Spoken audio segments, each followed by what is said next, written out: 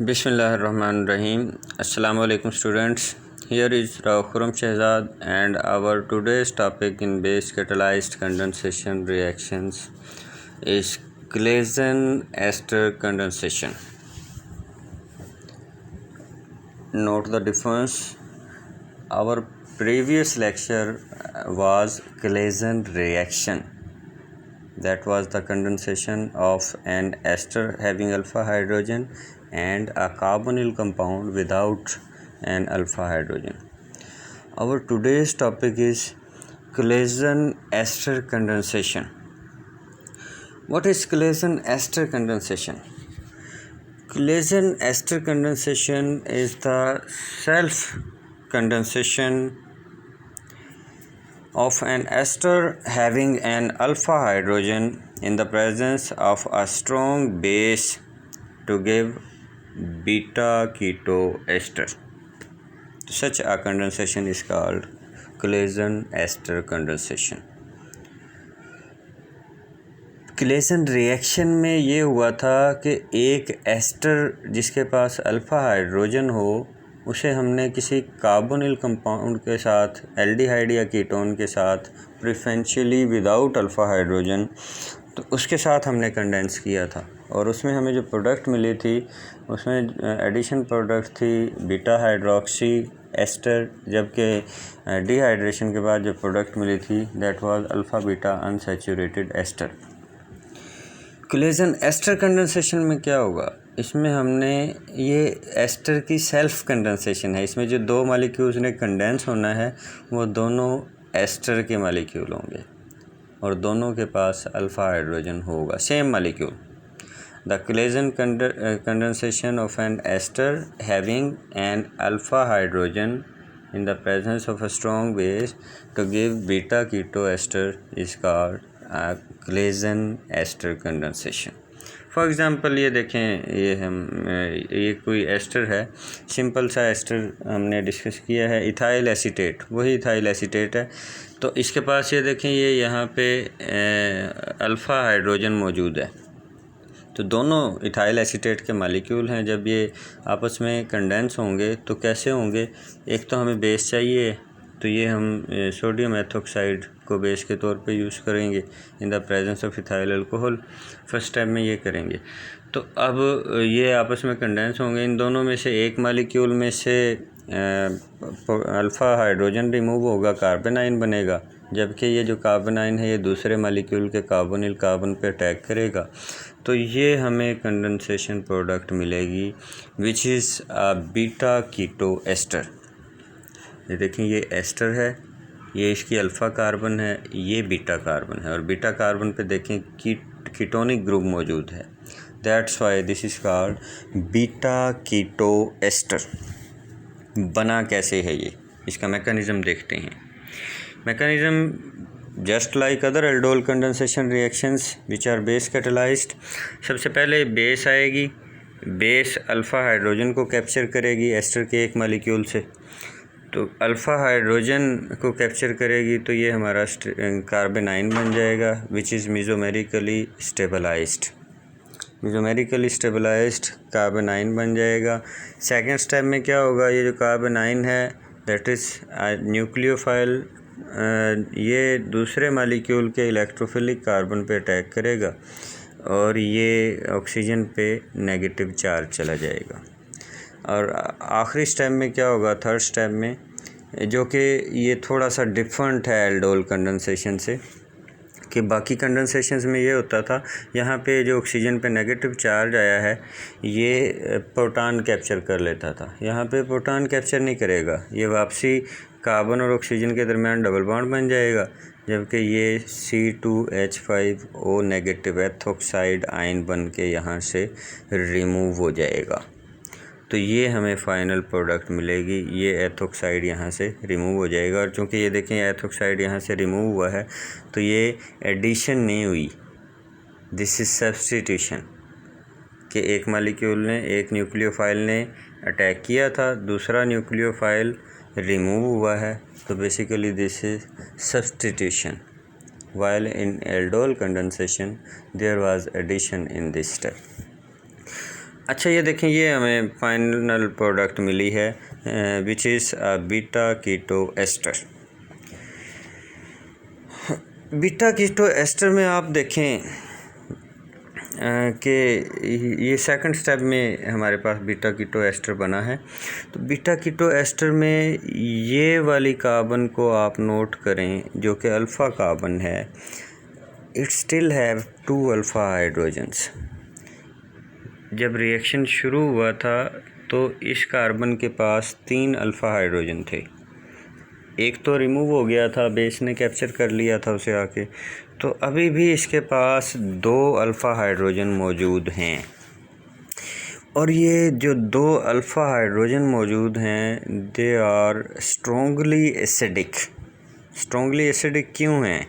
इनके दोनों तरफ कार्बोनिल ग्रुप मौजूद है which is electron withdrawing group. तो दोनों तरफ इलेक्ट्रॉन विथड्राइंग ग्रुप मौजूद होने की वजह से ये जो अल्फ़ा हाइड्रोजन हैं ये हमारे स्ट्रॉन्गली एसिडिक हैं। Strongly acidic mean they can be easily captured by a base. तो फिर होगा क्या, फिर बेस भी मौजूद है हमारे पास इस रिएक्शन में, तो और स्ट्रॉन्गली एसिडिक हाइड्रोजन भी मौजूद हैं, तो फिर बेस अल्फ़ा हाइड्रोजन को, एसिडिक अल्फ़ा हाइड्रोजन को यहाँ से कैप्चर कर लेगी, और बेस जब यहाँ से अल्फ़ा हाइड्रोजन कैप्चर करेगी तो हमारे पास ये वाला कार्बेनाइन बन जाएगा। And this carbanion is much more stable mesomerically. Why? क्योंकि इसके हम 3 रेजोनेंस स्ट्रक्चर लिख सकते हैं। एक स्ट्रक्चर में तो यहाँ कार्बन पे नेगेटिव चार्ज है, इसका नेक्स्ट स्ट्रक्चर हम लिख सकते हैं कि ये डीलोकलाइज होकर अगर राइट साइड पे चला जाए तो ये इसका नेक्स्ट रेजोनेंस स्ट्रक्चर बन जाएगा। राइट साइड वाले कार्बोनिल वाले ऑक्सीजन पे नेगेटिव चार्ज चला जाएगा, और जबकि अगर ये लेफ़्ट साइड पे डीलोकलाइज हो जाए तो फिर हम इसका ये वाला रेजोनेंस स्ट्रक्चर लिख सकते हैं। 3 रेजोनेंस कंट्रीब्यूटिंग स्ट्रक्चर इसके लिखे जा सकते हैं। This shows that alpha कार्बेनाइन is the most stable one, and because this carbonine is most stable, this is the driving force of the reaction. Equilibrium strongly lies on the right side. ये reaction reversible reaction है, और reversible reaction में आपको पता है according to Le Chatelier principle equilibrium can be shifted towards right or left depending upon the conditions. तो अगर right side पे कोई स्टेबल चीज़ बन रही है तो equilibrium will be shifted towards right side, और अगर लेफ़्ट साइड वाली चीज़ ज़्यादा स्टेबल है तो equilibrium will be shifted towards left side. तो यहाँ पे चूँकि स्टेबल कार्बेनाइन बन रहा है इसलिए equilibrium will be shifted towards right side, मतलब प्रोडक्ट बनेगी। इसका ये जो हमारा कार्बेनाइन है इसका रेजोनेंस हाइब्रिड हम इस फॉर्म में लिख सकते हैं कि ये जो नेगेटिव चार्ज है that is delocalised on 2 oxygen atoms and carbon atom. तो दिस इज़ रेजोनेंस हाइब्रिड। तो अब फाइनली क्या करेंगे, अब फाइनली फिर हम इसमें एसिड ऐड कर देंगे। एसिड ऐड करने से क्या होगा, ये जो कार्बेनाइन पे नेगेटिव चार्ज था this will capture proton from acid, और प्रोटॉन कैप्चर करने के बाद ये हमारा दोबारा से हमें बीटा कीटो एस्टर मिल जाएगा। ये इसकी कीटो फॉर्म होगी, और अगर टाटोमराइजेशन हो जाए, टाटोमरिज्म हो जाए तो इसका हम दूसरी इसकी आइसोमेरिक फॉर्म, इनोल फॉर्म इस तरह से लिख सकते हैं। इसमें ये हुआ है कि ये जो अल्फ़ा हाइड्रोजन था ये यहाँ से शिफ्ट होके ऑक्सीजन के पास चला गया है। तो this is the keto form of beta keto ester while this is enol form. तो this is the mechanism of Claisen ester condensation. याद रहे इस रिएक्शन के होने की जो ड्राइविंग फोर्स है वो थर्ड स्टेप में स्टेबल, ये वाले थर्ड स्टेप में स्टेबल कार्बेनाइन का बनना है, और अगर ये वाली फैसिलिटी हमारे पास अवेलेबल ना हो तो then equilibrium will be shifted towards left side, mean starting material दोबारा बन जाएगा, हमें कोई रीज़नेबल अमाउंट में प्रोडक्ट नहीं मिलेगी। Asters having only one alpha hydrogen do not undergo the usual collision condensation because it will not have an acidic hydrogen when step 3 is reached। ऐसे ester जिनके पास स्टार्ट में सिर्फ एक अल्फ़ा हाइड्रोजन था, they do not undergo the usual collision ester condensation। क्यों? इसमें भी हमने ये जो प्रीवियस एग्ज़ाम्पल डिस्कस की है, इसमें हमने शुरू में देखा था कि इस हमारे एस्टर के पास 3 अल्फ़ा हाइड्रोजन थे। ये देखें 3 अल्फ़ा हाइड्रोजन है, एक तो बेस ने कैप्चर कर लेना है, तो हमें जो प्रोडक्ट हम मिलेगी उसमें 2 अल्फ़ा हाइड्रोजन बच गए, एक अल्फ़ा हाइड्रोजन रिमूव हो गया। अब 3 थे तो 2 रह गए। अब जिसके पास 2 होंगे उसके पास 1 बचेगा, और जिसके पास स्टार्ट में होगा ही 1 अल्फ़ा हाइड्रोजन, तो उसके पास तो प्रोडक्ट में कोई अल्फ़ा हाइड्रोजन नहीं बचेगा। और जब कोई अल्फ़ा हाइड्रोजन नहीं बचेगा तो स्टेप 3 में उसके पास कोई एसिडिक हाइड्रोजन यहाँ पे मौजूद नहीं होगा। और अगर कोई एसिडिक हाइड्रोजन मौजूद नहीं होगा तो स्टेप 3 से ऑनवर्ड कुछ भी नहीं होना। जब एसिडिक हाइड्रोजन नहीं होगा तो हमारे पास कोई स्टेबल कार्बन आयन भी नहीं बनेगा, which was the driving force of the reaction. So it will not undergo any Claisen ester condensation reaction. For example ये वाला केस देखें। अब ये हमारे पास एक और एस्टर है, इसके पास यहाँ पे देखें सिर्फ 1 अल्फ़ा हाइड्रोजन मौजूद है। अब जब ये रिएक्ट करेगा तो ये वाला अल्फ़ा हाइड्रोजन बेस कैप्चर कर लेगी और ये दूसरे मालिक्यूल के साथ कंडेंस हो जाएगा, ये प्रोडक्ट बन जाएगी हमारे पास। लेकिन इसमें ये देखें, अब ये जो अल्फ़ा कार्बन है इसके पास कोई और अल्फ़ा हाइड्रोजन नहीं है। अब जब इसके पास कोई एसिडिक हाइड्रोजन नहीं है तो ये स्टेबल कार्बन आयन भी नहीं बना सकता, और जब कोई स्टेबल कार्बन आयन नहीं बनेगा तो कोई ड्राइविंग फोर्स नहीं होगी हमारे पास इक्विलिब्रियम राइट साइड पे शिफ्ट करने के लिए। So the final enolate ion can not be formed and equilibrium favours the starting material. दोबारा से हमें स्टार्टिंग मटेरियल ही मिलेगा, प्रोडक्ट नहीं बनेगी इन this case. So collagen reaction collagen condensation show करने के लिए ज़रूरी है कि एस्टर के पास अल्फ़ा हाइड्रोजन भी हो और एक से ज़्यादा अल्फ़ा हाइड्रोजन हो। या फिर हमारे पास एक और ऑप्शन भी है, however the reaction can be done by using very strong bases such as, ये कुछ बेसिस लिखी हुई है, ट्राईफिनाइल मिथाइल सोडियम है, सोडियम हाइड्राइड है, सोडियम अमाइड है, लिथियम डाई आइसोप्रोपाइल अमाइन है। तो इनमें से कोई सी ये सारी स्ट्रॉन्ग बेसिस हैं। स्ट्रॉन्ग बेस क्या करेगी? स्ट्रॉन्ग बेस ये करेगी कि इस स्टेप में ये जो हमारे पास अल्कोहल बना है ना, स्ट्रॉन्ग बेस इस अल्कोहल से प्रोटॉन लेके इसे सोडियम एथोक्साइड में कन्वर्ट कर देगी, मतलब अल्कोहल को यहाँ से रिमूव कर देगी। और जैसे ही रिएक्शन हुआ राइट साइड से हमने किसी चीज़ को रिमूव कर दिया तो this will not be able to go back. तो इससे ये होगा कि इक्विलिब्रियम जो होगा हमारा राइट साइड पे ही शिफ्ट होगा, फिर भी हमें प्रोडक्ट मिल सकती है अगर हम ज़्यादा स्ट्रॉन्ग बेस यूज़ करें तो this is over Claisen ester condensation. इसमें क्या था कोलेजन एस्टर कंडेंसेशन में?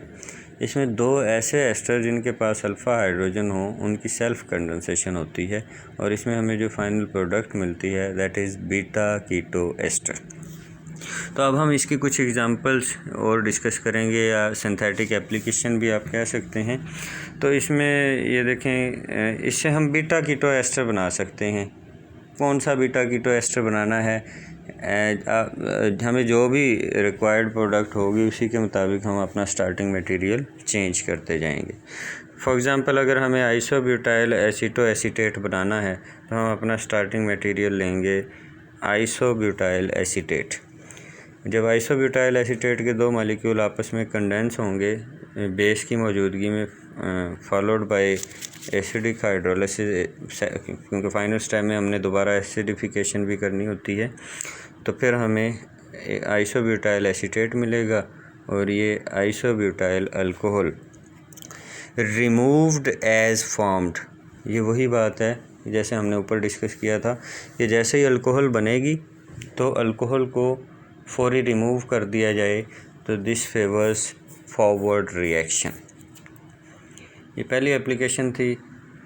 नेक्स्ट देखें, इसी तरह अगर हमारे पास स्टार्टिंग मटेरियल ये है इथाइल पेंटारेट, अभी 5 कार्बन आ गए इसमें, तो इसमें क्या होगा, इसमें फिर एक मालिक्यूल से उसी तरह अल्फ़ा हाइड्रोजन रिमूव होगा, कार्बेनाइन बनेगा और दूसरे मालिक्यूल के कार्बोनिल कार्बन पे अटैक कर देगा। तो ये देखें एक मालिक्यूल का अल्फ़ा कार्बन दूसरे के कार्बोनिल कार्बन के साथ कंडेंस हो गया है, तो हमें वही बीटा कीटो एस्टर मिल गया है। ये एस्टर ग्रुप है, ये इसका अल्फ़ा कार्बन है, ये बीटा कार्बन है, बीटा कार्बन पे कीटोनिक ग्रुप मौजूद है, तो ये हमें रिस्पेक्टिव बीटा कीटो एस्टर मिल जाएगा।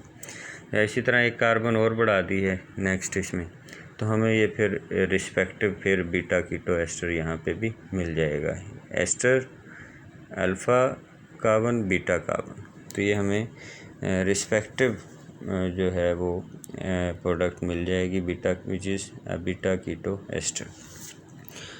अच्छा, नेक्स्ट एग्जांपल में फिर देखें तो यहाँ पे ये इन्होंने ये वाला एस्टर लिया है, तो जब हम इसे स्ट्रॉन्ग बेस के साथ रिएक्ट करवाएंगे तो इसमें भी यही होगा कि इसमें देखें हमारे पास ये अल्फ़ा कार्बन है, यहाँ से कार्बेनाइन बनेगा और ये दूसरे मालिक्यूल के कार्बोनिल कार्बन पे अटैक करेगा। तो ये देखें ये अल्फ़ा कार्बन था जिससे कार्बेनाइन बना था और ये दूसरे मालिक्यूल के कार्बोनिल कार्बन के साथ अटैच हो गया है, तो ये हमें फाइनल प्रोडक्ट मिलेगी। ये भी आप देख सकते हैं उसी तरह हमारा बीटा कीटो एस्टर मिल गया है।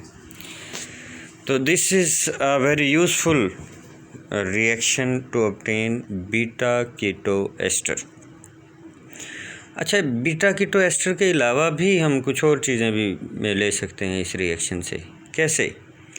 Beta keto ester formed by Claisen condensation can be further alkylated, decarboxylated or reduced. It can be used in a useful synthesis of branched alkyl methyl ketones. ये जो हमें बीटा कीटो एस्टर मिला है इसकी हम further alkylation भी कर सकते हैं, डीकार्बोक्सिलेशन कर सकते हैं, रिडक्शन कर सकते हैं, हाइड्रोलिसिस कर सकते हैं, और ये सब करने से हम अपनी रिक्वायर्ड डिफरेंट तरह की प्रोडक्ट ले सकते हैं इस रिएक्शन के ज़रिए। फॉर एग्ज़ाम्पल एक और एग्ज़ाम्पल डिस्कस करते हैं फाइनल। तो ये देखें मसलन ये हमारे पास ये बीटा कीटो एस्टर बना है जो हमें क्लेजन कंडेंसेशन से मिला है। तो इसे अगर हम फिर फर्दर बेस के साथ रिएक्ट करवाएं तो बेस यहाँ से अल्फ़ा हाइड्रोजन को, एसिडिक अल्फ़ा हाइड्रोजन को कैप्चर करेगा, तो ये हमें स्टेबल कार्बेनाइन मिल जाएगा। स्टेबल कार्बेनाइन को अगर हम इसकी अल्काइलेशन कर लें, इसे अल्काइल हैलाइड के साथ इथाइल ब्रोमाइड के साथ रिएक्ट करवाएं, तो ये जो कार्बेनाइन है ये इथाइल ग्रुप पे अटैक करेगा, ब्रोमाइड रिमूव हो जाएगा, हमें ये वाली प्रोडक्ट मिलेगी। अब देखें इसमें इसका ये जो 2 अल्फ़ा हाइड्रोजन थे इसके पास, उनमें से एक हमने रिप्लेस कर दिया है इथाइल ग्रुप के साथ, लेकिन एक हाइड्रोजन अभी भी इसके पास मौजूद है। तो इसको फिर फर्दर अगर हम बेस के साथ ट्रीट करवाएं तो ये फिर से कार्बेनाइन बन जाएगा और फिर अगर हम इसे किसी अल्काइल हैलाइड के साथ रिएक्ट करवाएं तो ये दूसरा हाइड्रोजन भी रिप्लेस हो जाएगा। Both of the alpha hydrogens of beta keto esters have been replaced with alkyl groups.